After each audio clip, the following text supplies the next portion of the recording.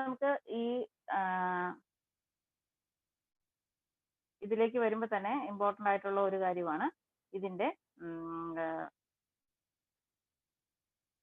Modulation ടെക്നിക്സുകൾ. അപ്പൊ ഇതിനകത്ത് നമുക്ക് കുറച്ച് ടൈപ്പ് മോഡുലേഷൻ ടെക്നിക്സ് കൂടി ഇൻട്രൊഡ്യൂസ് ചെയ്യാൻ പറ്റും.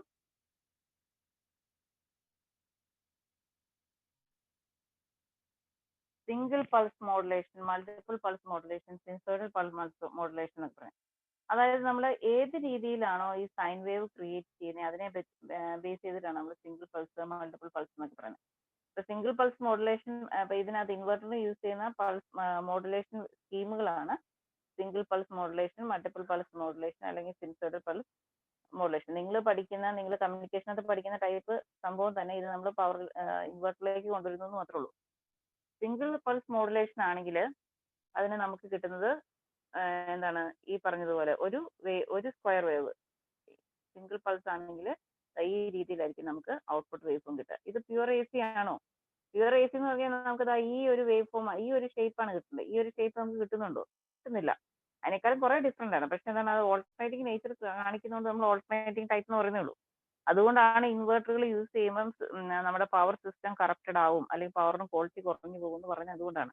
നമ്മൾ ഈ പ്യുവർ സൈൻ വേവ് കിട്ടുമ്പോൾ വർക്ക് ചെയ്യാൻ പാകത്തിന് എക്യുപ്മെന്റ് എല്ലാം ഡിസൈൻ ചെയ്ത് വെച്ചിട്ട് ഇൻവെർട്ടറുകൾ യൂസ് ചെയ്ത് കഴിയുമ്പോൾ നമുക്ക് കിട്ടാൻ പോകുന്നതാണ് ഈ പറയുന്ന പോലെ ഒരു സ്ക്വയർ വേവ് ഫോമാണ്. അപ്പൊ അതിനോട് അതെങ്ങനെയായിരിക്കും റെസ്പോണ്ട് ചെയ്യുക? കുറെ പ്രോബ്ലംസ് ക്രിയേറ്റ് ചെയ്യും. അപ്പൊ അതെന്താണ്, പവർ ക്വാളിറ്റി ഇഷ്യൂസ് ഉണ്ടാക്കും. ഓക്കെ, അപ്പൊ ഇതാണ് ഈ പറയുന്ന പോലെയുള്ള എന്താണ് സിംഗിൾ പൾസ് മോഡുലേഷൻ വന്നു കഴിഞ്ഞാൽ നമ്മുടെ സിസ്റ്റം വരെ. ഇനി ഇതിന് തന്നെ സിംഗിൾ പൾസ് മോഡുലേഷൻ എന്ന് പറയുമ്പം ഈ ഒരൊറ്റ ഈ ഫുൾ വേവ് ഫോം എന്ന് മാത്രം നിങ്ങൾ കൺസിഡർ ചെയ്യേണ്ട കാര്യമില്ല. വേറെ രീതിയിൽ നമുക്ക് ഈ സിംഗിൾ പൾസിനെ കാണിക്കാം. ഇതാ ഇങ്ങനെ ഈ രീതി വന്നു കഴിഞ്ഞാൽ അതെന്ത് തന്നെയാണ് സിംഗിൾ പൾസ് മോഡുലേഷൻ എന്ന് വേണമെങ്കിൽ പറയാം. കാരണം എന്താണ്, ഈ പൈയുടെ ഇടയിൽ ഒരു ഒറ്റ പൾസ് മാത്രമാണ് വരുന്നുള്ളെങ്കിൽ അങ്ങനെ നമുക്ക് സിംഗിൾ പൾസ് മോഡുലേഷൻ എന്ന് പറയാം. ഇനി നമ്മൾ മൾട്ടിപ്പിൾ പൾസ് ടൈപ്പ് മോഡുലേഷൻ ടെക്നിക്കാണ് യൂസ് ചെയ്യുന്നതെങ്കിൽ ഒരു 0 to പൈയുടെ ഇടയിൽ തന്നെ, അല്ലെങ്കിൽ ഒരു ഹാഫ് സൈക്കിളിന് ഇടയിൽ തന്നെ നമുക്ക് എന്താണ് മൾട്ടിപ്പിൾ പൾസസ് വന്നേക്കാം. ഇങ്ങനെയുള്ള ഇതിനെയാണ് നമ്മൾ എന്താ പറയുക, മൾട്ടിപ്പിൾ പൾസ് മോഡുലേഷൻ എന്ന് പറയുന്നത്. Multiple pulse modulation.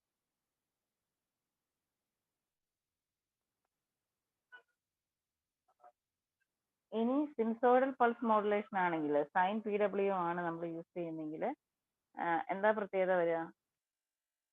Sign PW ആണ് നമ്മൾ യൂസ് ചെയ്യുന്നതെങ്കിൽ നമുക്ക് കിട്ടുന്നത് ഇതിന്റെ എന്താ പറയാ, സൈൻ വേവിനോട് മാച്ചിങ് ആയിട്ടായിരിക്കും വരും. നമ്മളൊരു റെഫറൻസ് വേവ് ഫോമും കൊടുക്കും, കരിയർ വേവ് ഫോമും കൊടുക്കും. എന്നിട്ട് അതിനകത്ത് നമ്മൾ ഒരു ഇതിലേക്ക് വരുവാണ് ചെയ്യുന്നത്. നിങ്ങൾ സൈൻ PW ചെയ്യുന്ന പോലെ തന്നെ. അപ്പൊ നിങ്ങൾ നോക്കുക,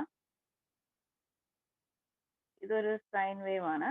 ഈ സൈൻ വേവിൽ നമ്മൾ ഒരു കമ്പാരിറ്റർ യൂസ് ചെയ്തുകൊണ്ട്, അത് മുകളിലാണോ താഴെയാണോ റെഫറൻസ് സിഗ്നൽ എന്ന് വെച്ചിട്ടാണ് നമ്മൾ ഇത് ചെയ്യാൻ പോകുന്നത്. ഇപ്പൊ നമ്മൾ റെഫറൻസ് സിഗ്നൽ ആയിട്ട് കൊടുക്കുക, റെഫറൻസ് വേവ് ഫോം ആയിട്ട് കൊടുക്കുന്നത് എന്താണ്, ഇതാണ് നമ്മുടെ കരിയർ ആയിട്ട് ട്രയാങ്കുലർ വേവ് കൊടുക്കാൻ പോകണം. ഇപ്പൊ ഒരു ട്രയാങ്കുലർ വേവ് ഫോം കൊടുത്തു.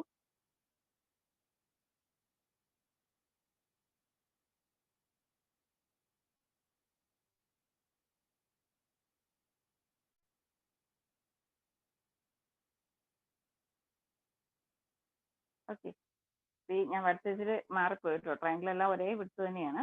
അപ്പൊ നമുക്ക് കറക്റ്റ് ആയിട്ട് കിട്ടുക. അപ്പൊ ഇങ്ങനെയാണ് നമ്മൾ ചെയ്യുന്നതെങ്കിൽ ഇവിടെ നമുക്ക് എന്ത് കിട്ടും? പൾസ് എപ്പോഴാണ് ഔട്ട്പുട്ട് കിട്ടുക?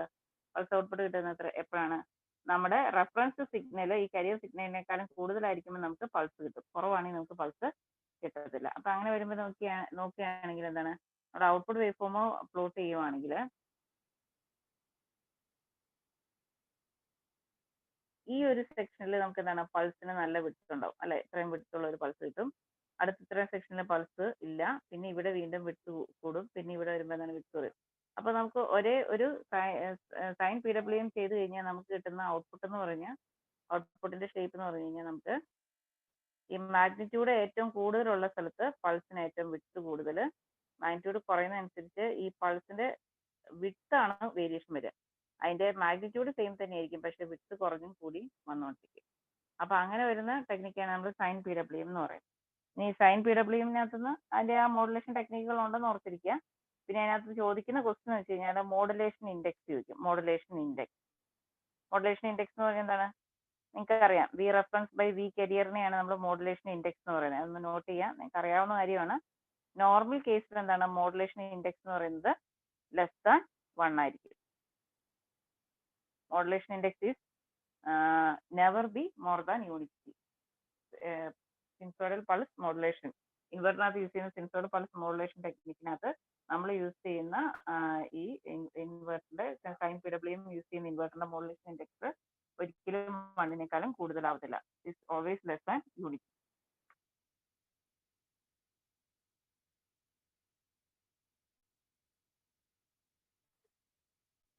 ഇനി ഇതിനകത്ത് വേറൊരു ടൈപ്പ് ഒരു ക്വസ്റ്റ്യൻ കൂടി ചോദിക്കാറുണ്ട്.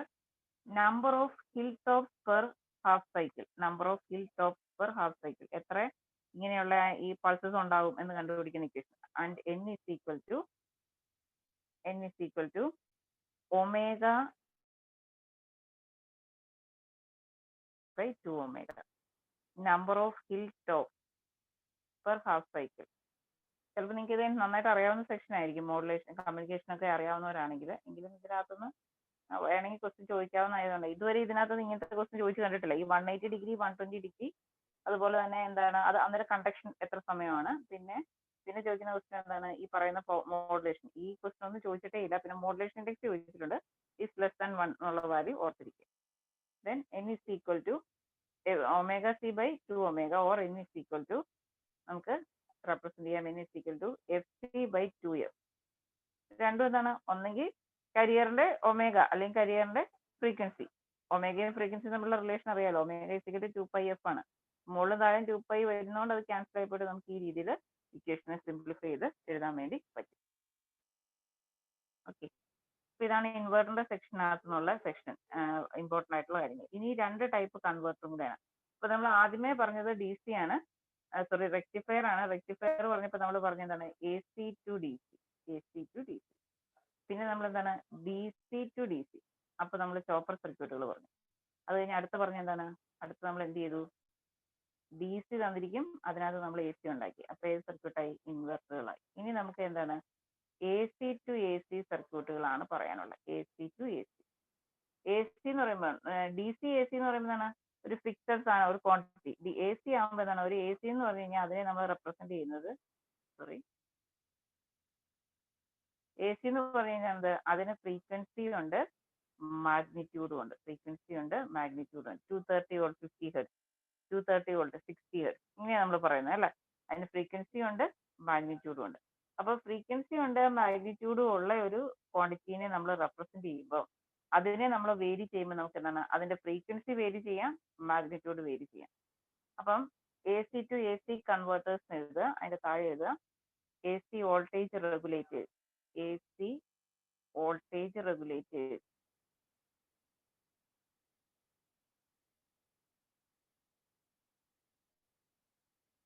AC voltage regulators. AC voltage regulators എന്ന് പറഞ്ഞു കഴിഞ്ഞാൽ അതിന് താഴെ ഹൈഫൺ എഴുതുക. It changes the magnitude of AC. Changes the magnitude of AC. അപ്പോൾ AC വോൾട്ടേജ് 230 50 ഹെർട്സ് എന്നുള്ളത് 240 50 ഹെർട്സ് അല്ലെങ്കിൽ 200 50 ഹെർട്സ്. അങ്ങനെ ഫ്രീക്വൻസിക്ക് ചേഞ്ച് വരുന്നില്ല, മാഗ്നിറ്റ്യൂഡിന് മാത്രം ചേഞ്ച് വരുന്ന ടൈപ്പ് പവർ ഇലക്ട്രോണിക് ഡിവൈസിനെയാണ് നമ്മൾ വോൾട്ടേജ് റെഗുലേറ്റേഴ്സ് എന്ന് പറയുന്നത്. AC voltage regulators. ഇനി നെക്സ്റ്റ് സബ്ഹെഡിങ് ആയിട്ട് എഴുതുക സൈക്ലോ കൺവേർട്ടേഴ്സ്. പേര് പറയുന്ന പോലെ തന്നെ എന്താണ് സൈക്ലോ കൺവേർട്ടർ എന്തായിരിക്കും ചെയ്യുന്നത്, സൈക്കിളിനെയാണ് കൺവേർട്ട് ചെയ്യുക. സൈക്കിൾ എന്ന് പറയുന്നത് നമ്മൾ എങ്ങനെ റെപ്രസെന്റ് ചെയ്യും, ഫ്രീക്വൻസി. അതിന് താഴെ ഹൈഫൺ എഴുതുക cycloconverters are use to change the frequency. സൈക്ലോ കൺവേർട്ടറിനകത്ത് ആകെപ്പാടെ ചോദിച്ചിട്ടുള്ള ക്വസ്റ്റ്യൻ എന്ന് പറഞ്ഞാൽ ഫ്രീക്വൻസി ചേഞ്ച് ചെയ്യാനായിട്ട്, ACയുടെ ഫ്രീക്വൻസി ചേഞ്ച് ചെയ്യാൻ വേണ്ടി നമ്മൾ യൂസ് ചെയ്യുന്ന പവർ ഇലക്ട്രോണിക് എക്യുപ്മെന്റ് എന്താണെന്നാണ് ചോദിച്ചിരിക്കുന്നത്. അപ്പൊ നമുക്ക് എന്ത് പറയാം, സൈക്ലോ കൺവേർട്ടർ എന്ന് പറയാം. ഇനി നമുക്ക് ഇതുപോലെ തന്നെ അതിന്റെ വോൾട്ടേജ് ലെവൽ കൺവേർട്ട് ചെയ്യാനായിട്ട് യൂസ് ചെയ്യുന്ന സെറ്റ് ഓഫ് ഡിവൈസസ് എന്ന് പറഞ്ഞു കഴിഞ്ഞാൽ നമ്മൾ ഓട്ടോമാറ്റിക്കലി എന്ത് പറയണം, വോൾട്ടേജ് റെഗുലേറ്റേഴ്സ് പറയണം. റെഗുലേറ്റർ ചോദിച്ചിട്ടില്ല, ഈ പറയുന്ന ഇത് ചോദിച്ചിട്ടുണ്ട്, സൈക്ലോ കൺവേർട്ടർ ചോദിച്ചിട്ടുണ്ട്. അല്ലാതെ വേറെ ഒരു ടൈപ്പ് ക്വസ്റ്റിനും ഈ പ്രീവിയസ് 10 ഇയർ ക്വസ്റ്റ്യൻ പേപ്പറിനകത്ത് സൈക്ലോ കൺവേർട്ടറിനെ കുറിച്ച് ചോദിച്ചിട്ടില്ല. സൈക്കിൾ ഫ്രീക്വൻസിക്ക് വേരിയേഷൻ ഉണ്ടാക്കാൻ വേണ്ടി നമ്മൾ യൂസ് ചെയ്യുന്ന ഡിവൈസ് എന്നാണ് ചോദിച്ചിരിക്കുന്നത്. അതാണ് സൈക്ലോ കൺവേർട്ടർ. അതിന്റെ ഓപ്പറേഷനൊക്കെ ഈ പറഞ്ഞതുപോലെ തന്നെ നിങ്ങൾക്ക് റെക്ടിഫയർ ഒക്കെ പറഞ്ഞതുപോലെ തന്നെ നമുക്ക് എക്സ്പ്ലെയിൻ ചെയ്യാം. പക്ഷെ നിങ്ങൾക്ക് ആവശ്യമില്ല, ഈ പേര് ഓർത്തിരിക്കുക, സൈക്കിൾ കൺവേർട്ട് ചെയ്യാൻ സൈക്ലോ കൺവേർട്ട്. അതിനേക്കാളും കൂടുതൽ വരാൻ ചാൻസ് ഇല്ല. ഈ 10 വർഷത്തെ ക്വസ്റ്റ്യൻ പേപ്പറിനകത്ത് ഒരിക്കലും ചോദിച്ചിട്ടില്ല. അപ്പൊ പിന്നെ നിങ്ങളോട് കയറി ചോദിക്കേണ്ട, ഈവൻ ഇലക്ട്രിക്കലുകാരോട് പോലും പവർ ഇലക്ട്രോണിക്സ് 10 മാർക്ക് പറഞ്ഞ സെക്ഷനിൽ പോലും ചോദിച്ചു കണ്ടിട്ടില്ല. അതിനകത്തും സാധാരണ ചോദിക്കുക ACRന്റെ ടൈപ്പ് ക്വസ്റ്റ്യൻസ് ഒക്കെയാണ്. ഓക്കെ, അപ്പൊ നമുക്ക് ഫൈൻഡ് അപ്പ് ചെയ്യാമെന്ന് ഞാൻ വിചാരിക്കുന്നു. മിസ്, ഈ ഇൻവെർട്ടറില് ഏത് ഹാർമോണിക്ക ഏറ്റവും കൂടുതൽ കാണുക, ഏതാണ് ഇല്ലാത്തത്, അങ്ങനത്തെ ക്വസ്റ്റ്യൻസ് കുറച്ച് കാണുന്നു. ബേസിക് എന്തെങ്കിലും ഹാർമോണിക്കിനെ കുറിച്ചൊന്ന് പറയാം. ഹാർമോണിക്സ് ഏറ്റവും കൂടുതൽ നമ്മൾ കാണുക എന്ന് പറഞ്ഞു കഴിഞ്ഞിട്ടുണ്ടെങ്കിൽ ഇത്രയേ ഉള്ളൂ. ഹാർമോണിക്സ് എന്ന് പറഞ്ഞു കഴിഞ്ഞാൽ തന്നെ ഇപ്പൊ നിങ്ങൾ ഒരു കുളത്തിലേക്ക് ഒരു കല്ലെടുത്തിട്ടു, കഴിയുമ്പോൾ എന്ത് പറ്റും? ഓളം ഉണ്ടാവും അല്ലെ? ആദ്യം ഉണ്ടാകുന്ന ഓളത്തിന്റെ അതേ മാഗ്നിറ്റ്യൂഡ് ആയിരിക്കും പിന്നെ ഉണ്ടാകുന്ന ഓളത്തിന്. പതുക്കെ ആ ഓളത്തിന്റെ നിങ്ങൾ നോക്കി തന്നെ അറിയാം, തേരയിളക്കം കുറഞ്ഞു അവസാനം ഒരു സൈലന്റ് സെക്ഷനിലേക്ക് വരും. അത് തന്നെയാണ് വേവ് ഫോമിന്റെ ഹാർമോണിക്സ് എന്ന് പറയുമ്പോൾ നമ്മൾ ഉദ്ദേശിക്കുന്നത്. ഇപ്പൊ ഒരു പ്യുവർ സൈൻ വേവ് ആണെങ്കിൽ ഇങ്ങനെയായിരിക്കും അത് പോകുന്നത്, ഒരു ഹാഫ് സൈക്കിൾ അല്ലെ? പോസിറ്റീവ് ഹാഫ് സൈക്കിളുണ്ട്, നെഗറ്റീവ് ഹാഫ് സൈക്കിളുണ്ട്. നമുക്കതറിയാം. DC എടുക്കുന്ന പോലെ ആവറേജ് വാല്യൂ എടുത്തു കഴിഞ്ഞാൽ, ഒരു സൈക്കിൾ ആവറേജ് വാല്യൂ എടുത്തു കഴിഞ്ഞാൽ നമുക്ക് 0 എന്ന് കിട്ടും. BCയിൽ 0 ആണ് നമ്മൾ RMS എന്ന് പറയുന്ന കൺസെപ്റ്റിലേക്ക് പോകുന്നത് തന്നെ. റൂട്ട് മീൻ സ്ക്വയർ എടുത്തിട്ട് റൂട്ട് എടുത്തിട്ട് അതിന്റെ മീൻ വാല്യൂ കണ്ടുപിടിക്കും. ഇപ്പൊ സ്ക്വയർ ചെയ്യുമ്പോൾ എന്താണ്, പോസിറ്റീവ് ആണെങ്കിൽ നെഗറ്റീവ് ആണെങ്കിൽ നമുക്ക് എന്ത് കിട്ടും? പോസിറ്റീവ് കൊണ്ട് നെഗറ്റീവ്, അങ്ങനെയാണ് നമ്മൾ RMS എന്ന് പറയുന്ന കൺസെപ്റ്റ് തന്നെ വരും. ഇനി ഹാർമോണിക്സ് എന്ന് പറഞ്ഞു കഴിഞ്ഞാൽ ഇതിനെയാണ്, ഈ പ്യുവർ സൈൻ വേവിന്റെ ഫ്രീക്വൻസിനെയാണ് നമ്മൾ പറയുന്നത് ഫണ്ടമെന്റൽ ഫ്രീക്വൻസി എന്ന് പറയുന്നത്. ഈ ഫണ്ടമെന്റൽ ഫ്രീക്വൻസിനേക്കാളും കുറഞ്ഞ ഫ്രീക്വൻസിയുള്ള വേവ് ഫോംസ് ഇത് സർക്യൂട്ടിൽ വരുമ്പം ക്രിയേറ്റ് ചെയ്യപ്പെടും. ലോഡിന്റെ വേരിയേഷൻസ് കൊണ്ട്. നമ്മൾ ഉപയോഗിക്കുന്ന load pure resistive, pure inductive, pure capacitive ഒന്നും അല്ലാതെ ഇതിന് ഈ പറയുന്നത് പോലെ പവർ ഇലക്ട്രോണിക് ലോഡുകളുണ്ട്. ഇപ്പൊ നമ്മുടെ വീട്ടിലൊക്കെ ആണെന്നുണ്ടെങ്കിൽ മൊബൈൽ ചാർജർ, ലാപ്ടോപ്പ് ചാർജർ, അങ്ങനെയൊക്കെ എല്ലാം അഡാപ്റ്റർ യൂസ് ചെയ്യുന്ന എല്ലാ സർക്യൂട്ട്സും എന്താണ് ഇതിലേക്ക് ഈ പറയുന്നത് പോലെ ചെറിയ ഹാർമോണിക്സ് ഇൻട്രൊഡ്യൂസ് ചെയ്യുന്നുണ്ട്. അപ്പൊ ഈ ഇപ്പൊ ഒറിജിനൽ വേവ് ഫോമിന്റെ ഫ്രീക്വൻസിയാണ് ഫണ്ടമെന്റൽ ഫ്രീക്വൻസി. ഇനി ഈ ഫ്രീക്വൻസിനേക്കാളും കുറഞ്ഞ ഫ്രീക്വൻസിയിലാണ് ഹാർമോണിക്സ് ഉണ്ടാകുക. ഇതിനേക്കാളും കുറഞ്ഞ ഫ്രീക്വൻസിയിൽ ഞാനൊരു ഹാർമോണിക്സ് ക്രിയേറ്റ് ചെയ്യാം. അപ്പൊ നമ്മള് ഇങ്ങനെ വരുന്ന ഒരു സിസ്റ്റത്തിന് തുല്യമായിട്ട് ഡിവൈഡ് ചെയ്തിരിക്കുന്ന വിചാരിക്കുക. ഇങ്ങനെ വരുന്ന ഒരു സിസ്റ്റത്തിനെയാണ് നമ്മൾ എന്ന് പറയുന്നത് സെക്കൻഡ് ഓർഡർ ഹാർമോണിക്സ് എന്ന് പറയുന്നത്. ഒരു ഹാഫ് വേവ് അതിനുള്ളിൽ തന്നെ എന്താണ് തുല്യം വരുന്ന രണ്ടെണ്ണം വന്നു അല്ലെ? ഇനി ഇതിന്റെ ഒരു ഇഫക്റ്റീവ് വാല്യൂ ഒരു ഹാഫ് സൈക്കിളിന് കണ്ടുപിടിക്കുക എന്താണ്, ഇവിടെ എന്തോരം പോസിറ്റീവ് ഉണ്ടോ ഇവിടെ എത്ര നെഗറ്റീവ് തന്നെ വന്നു സിസ്റ്റത്തിൽ. അപ്പൊ സെക്കൻഡ് ഓർഡർ ഹാർമോണിക്സിന്റെ ഇഫക്റ്റീവ് വാല്യൂ എത്ര ആയിപ്പോയി? 0 ആയിപ്പോയി. ഒരു ഹാഫ് സൈക്കിൾ വെച്ചിട്ടാണ് പറയുന്നത് കേട്ടോ. ഇനി നമ്മൾ തേർഡ് ഓർഡർ ഹാർമോണിക്സ് എടുക്കുക. എന്ന് പറഞ്ഞു കഴിഞ്ഞാൽ ഈ ഒരു ഹാഫ് സൈക്കിളിനുള്ളിൽ ഈ ഒരു ഹാഫ് സൈക്കിളിനുള്ളിൽ 3 ഹാഫ് സൈക്കിൾസ് ഉണ്ടാവും. അപ്പൊ 3 ഹാഫ് സൈക്കിൾ വരയ്ക്കുകയാണെങ്കിൽ ഇതിനെയാണ് നമ്മൾ സെക്കൻഡ് ഓർഡർ ആണ്, ഈ കാണിച്ചിരിക്കുന്നതാണ് തേർഡ് ഓർഡർ ഹാർമോണിക്സ്. ഇതിന്റെ ഇഫക്റ്റീവ് വാല്യൂ നമ്മൾ എടുക്കുകയാണെങ്കിൽ എന്താണ് ഇങ്ങനെ വരും. ഇവിടെ എന്താണ് കുറച്ച് ക്യാൻസൽ ആയി പോകും, എങ്കിലും എന്താണ് പോസിറ്റീവ് അല്ലെങ്കിൽ അതിന്റെ ഒരു ഇഫക്റ്റീവ് അവിടെ വാല്യൂ ഉണ്ട്, 0 ആയി പോകത്തില്ല. തേർഡ് ഓർഡർ ഹാർമോണിക്സ് എന്ന് പറയുന്നത് ഒരു വാല്യൂ ഉണ്ട്, ഒരു ജസ്റ്റ് എക്സ് എന്ന് വിചാരിക്കുക. ഇനി നമ്മൾ തേർഡ് ഓർഡർ, അപ്പൊ എന്താണ് ഈ ഒറിജിനൽ ഫണ്ടമെന്റൽ ഫ്രീക്വൻസിയുടെ 3 ടൈംസ് ഫ്രീക്വൻസി. ഇനി നമ്മൾ അടുത്ത് എടുക്കാൻ പോകുന്നത് ഇതിന്റെ 4 ടൈംസ് ഫ്രീക്വൻസി ഉള്ള സിസ്റ്റം കൺസിഡർ ചെയ്യാം. 4 ടൈംസ് ഫ്രീക്വൻസി ഉള്ള ഒരു സിസ്റ്റം വരയ്ക്കാൻ പോകും. അപ്പോൾ 4 ടൈംസ് ഫ്രീക്വൻസി വന്നു കഴിയുമ്പോൾ നമുക്ക് എങ്ങനെ റെപ്രസെന്റ് ചെയ്യാം? ഇതിനുള്ളിൽ തന്നെ തുല്യമായിട്ട് വരയ്ക്കണം കേട്ടോ. ഞാൻ വരയ്ക്കുന്നതിനകത്ത് ചെറിയ മിസ്റ്റേക്ക് വരുത്തുന്നുണ്ട്. ക്ലിയർ ആവുന്നുണ്ടെന്ന് വിചാരിക്കുന്നത്.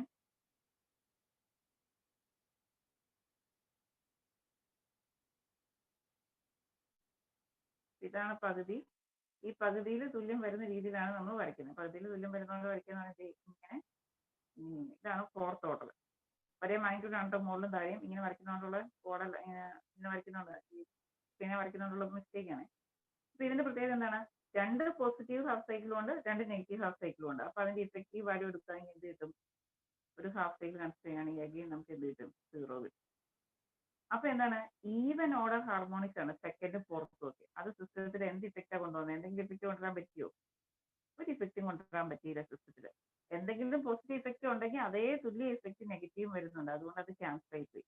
അപ്പം ഈവൻ ഓർഡർ ഹാർമോണിക്സ്, ഇത് 8th ആയിക്കോട്ടെ, 6th ആയിക്കോട്ടെ, ഈവൻ 10th ആയിക്കോട്ടെ, എത്ര ഹയർ ഓർഡർ ആണെങ്കിലും അത് സിസ്റ്റത്തിൽ കൊണ്ടുവരുന്ന ഇഫക്റ്റുകൾ എന്ന് പറയുന്നത് 0 ആയിരിക്കും. അപ്പൊ സിസ്റ്റത്തിൽ പിന്നെ ഏത് ഓർഡർ ഹാർമോണിക്സേ കാണുള്ളൂ? ഓഡ് ഓർഡർ ഹാർമോണിക്സ് മാത്രമേ കാണുള്ളൂ. ഇപ്പൊ സെക്കൻഡ് 0, ഫോർത്ത് 0, ഇനി നമ്മൾ ഫിഫ്ത്ത് വരയ്ക്കെങ്കിൽ നമുക്ക് ഫിഫ്ത്ത് എങ്ങനെ വരയ്ക്കാം? ഫിഫ്ത്ത് വരയ്ക്കുമ്പോൾ നമ്മൾ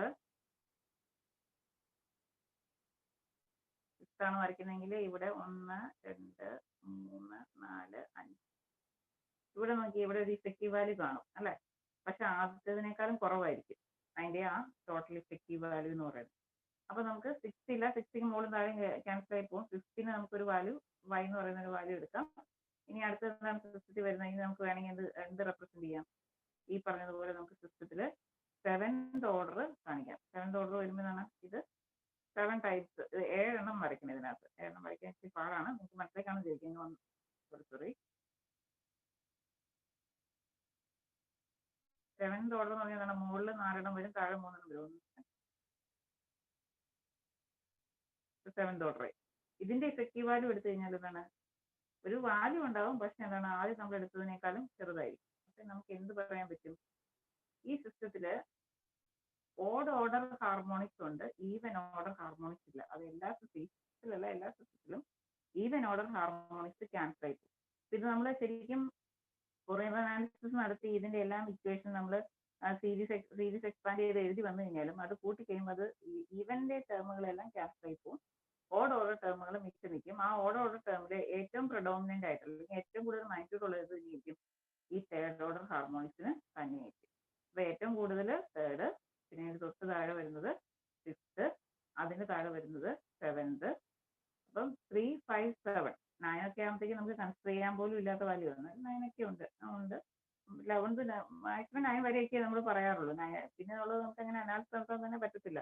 അത്രയും ചെറിയ ചെറിയ വാല്യൂസ് നമുക്ക് എങ്ങനെ അനലൈസ് ചെയ്യാനാണ്? പിന്നെ പണ്ടൊക്കെയാന്ന് വെച്ച് കഴിഞ്ഞാൽ നമ്മൾ ഇതെല്ലാം കുറെ എക്സ്പാൻഡ് ചെയ്താണ് മാക്സിമം കണ്ടുപിടിക്കുന്നത്. ഇപ്പൊ എന്താണ്, നമുക്ക് കമ്പ്യൂട്ടർ പ്രോഗ്രാം ഒക്കെ വെച്ച് ഈസി ആയിട്ട് ചെയ്യാം. പക്ഷെ എന്നാൽ പോലും നമ്മൾ ഇതിന്റെ ഒത്തിരി ഐറ്ററേഷൻസ് ചെയ്യത്തില്ല. സാധാരണ ചെയ്യുന്നത് ഈ 3rd, 5th ഒക്കെയാണ് ചെയ്യുന്നത്. അപ്പൊ ഏറ്റവും പ്രഡോമിനന്റ് ആയിട്ടുള്ളത് ഏതാണ്? തേർഡ് ഓർഡർ ആണ്. തൊട്ട് താഴെ വരുന്ന 5th, അതിന് താഴെ വരുന്ന 7th.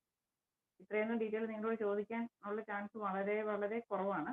ഇനി ഇത് എത്ര ഹാർമോണിക്സ് സിസ്റ്റത്തിൽ ഉണ്ട് എന്ന് നമ്മൾ മെഷർ ചെയ്യാൻ വേണ്ടി നമ്മൾ ഇൻട്രൊഡ്യൂസ് ചെയ്യുന്ന ടേം ആണ് THD, total harmonic distortion. THD policy term ആണ് THD എന്ന് പറയുന്നത്.